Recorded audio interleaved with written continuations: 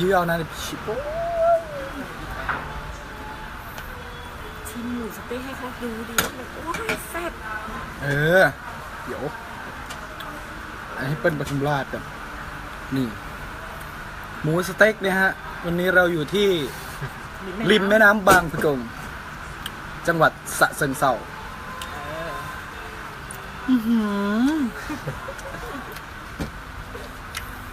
แซ่บหลายเนี่ยริมแม่น้ำบางปะกงอันนี้คือปลาขอนะครับปลาขอราชสมุนไพรปลาช่อนนะฮะเราจะมาชิมปลาช่อนกันเลยปลาขอภาษาอีสานปลาช่อนลุยสวนดูดิฮะเนื้อปลาช่อนมีแนวหลัด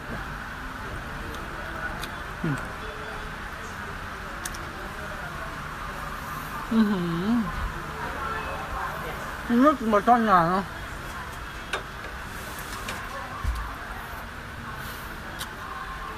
อร่อย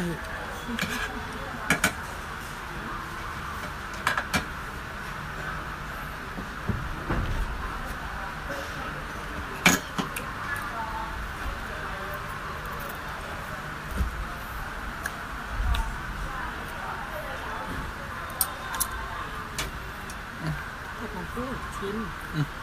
ผัดมันกุ้งแมวผมชอบเนี่ยสเต็ก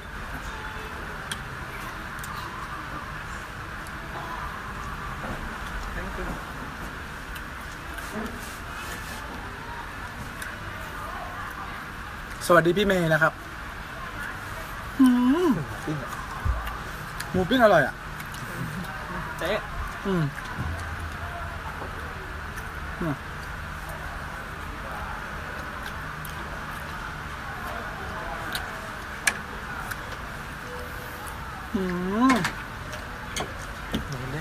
จริง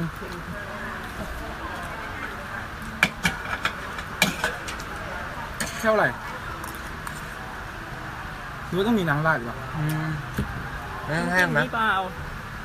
ไงวะอันนี้กุ้งเปล่าแต่ก็โอเคเลยยื้อเอานะกินนี่ก็ได้ปลาช่อนปลาคอน่าจะใช่อย่างนี้แหละ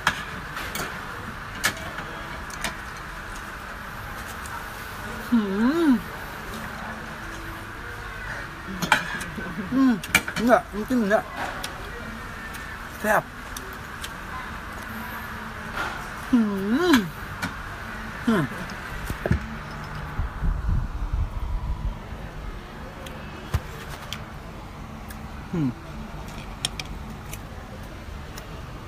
ด้วยจิ้มนี้ด้วยเขาต้องจิ้มอันนี้เหรอแล้วก็บอกไม่อยากให้พี่อยู่ในกล้อง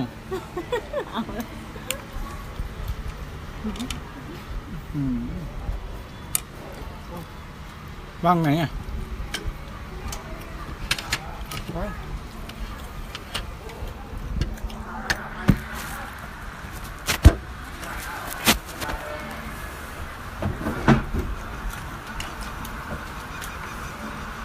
หมึกนึ่งมะนาว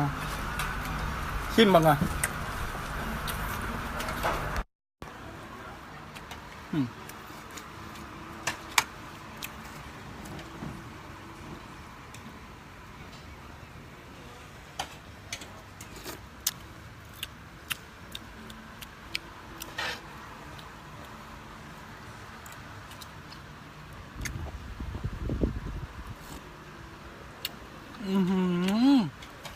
หมึกนิ่มมากพี่แกเนี่ยอร่อย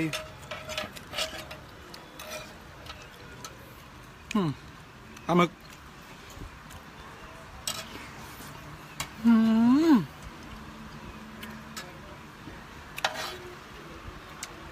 สดน้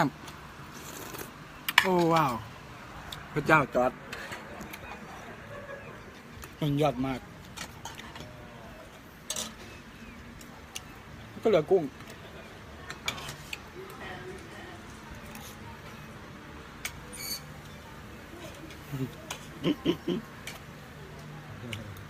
เป็นริมนะ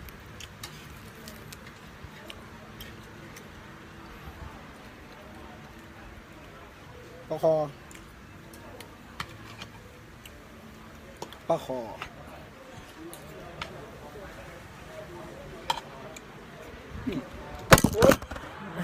ดีมาแล้วงานกันโทรศัพท์ เพื่อนก็เพื่อน เอาไปกุ้งพี่มาแล้ว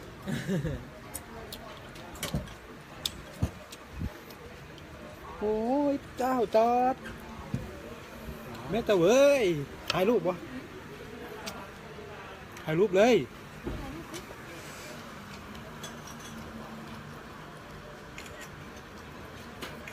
ถ่ายถึงไหมเดี๋ยวให้มาชิมก่อนนะแล้วมันกินกับอะไรเนี่ย น้ำจิ้มนี่ไง เบิ้งพี่น้องกุ้ง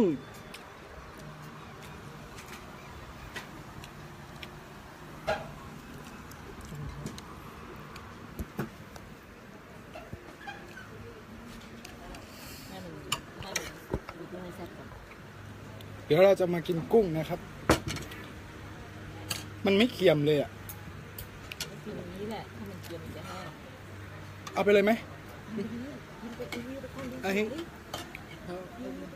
ที่นี่ตกท้ายกุ้ง เอาเหรอไม่เก่งใจแล้วนะ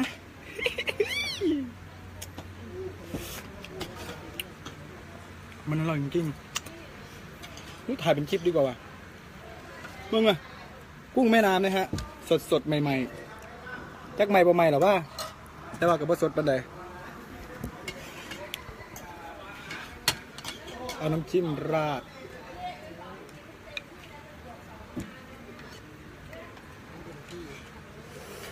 ให้แซ่บเอง มันเป็นมันๆน่ะ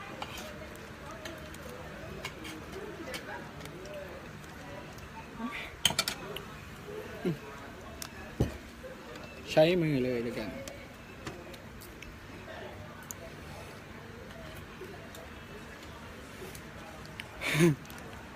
โอ้ยโอ้ยโอ้ยโอ้ยนี่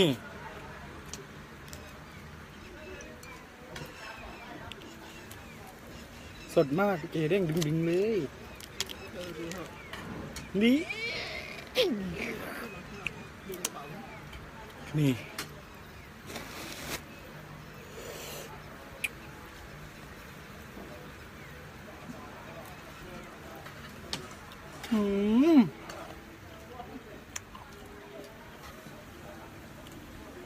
อร่อยอ่ะ ไม่น่าล่ะมันแพงแซ่บ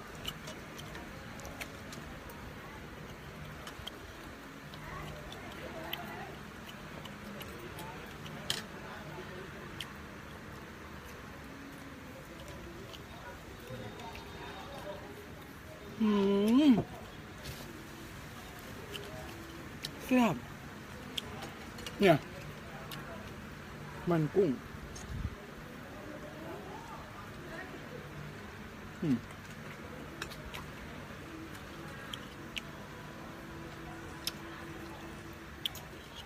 ว้าว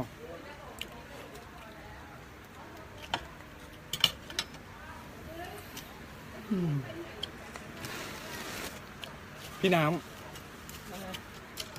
น้ำ วันนี้เรามากินกุ้งซาเซินเซานี่ กุ้งตัวใหญ่มาก กุ้งตบไง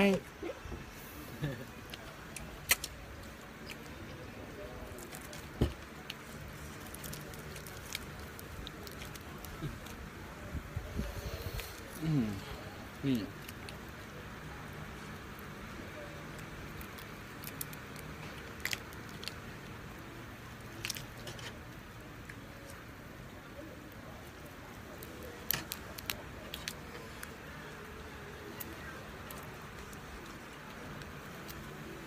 นี่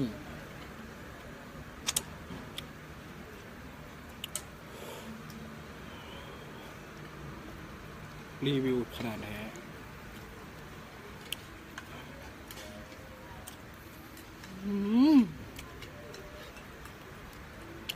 แซ่บ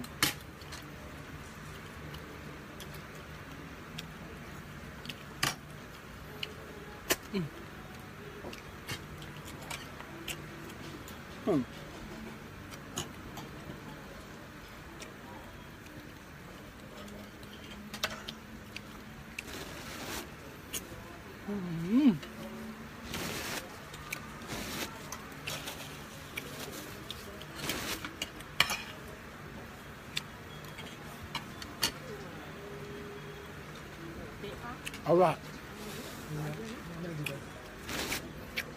เอาแล้ว